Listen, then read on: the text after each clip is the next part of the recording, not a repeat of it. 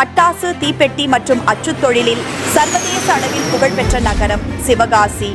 பல்லாயிரக்கணக்கான தொழிலாளர்களின் வாழ்வாதாரமாக விளங்கும் இந்த தொழில் நகரத்தின் வளர்ச்சிக்கு இயந்திரங்கள் ஓய்வின்றி இயங்கவும், உற்பத்தி வேகம் குறையாமல் இருக்கவும் தடையற்ற மும்முனை மின்சாரம் என்பது இங்குள்ள ஒவ்வொரு தொழில் முனைவோருக்கும் மிக அத்தியாவசியமான தேவையாக உள்ளது.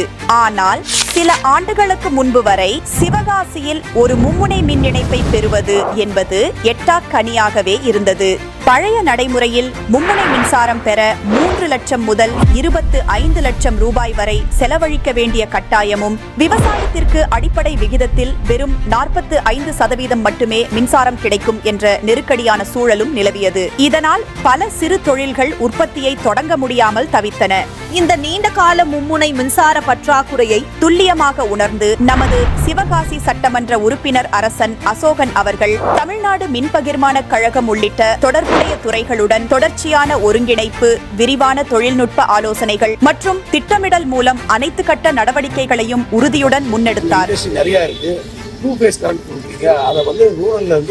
அர்பன் கரண்ட் கொடுங்க, 24 ஹவர்ஸ் கரண்ட் கொடுங்கன்னு சொல்லி தொழிற்சாலை வச்சுட்டு கேட்டாங்க.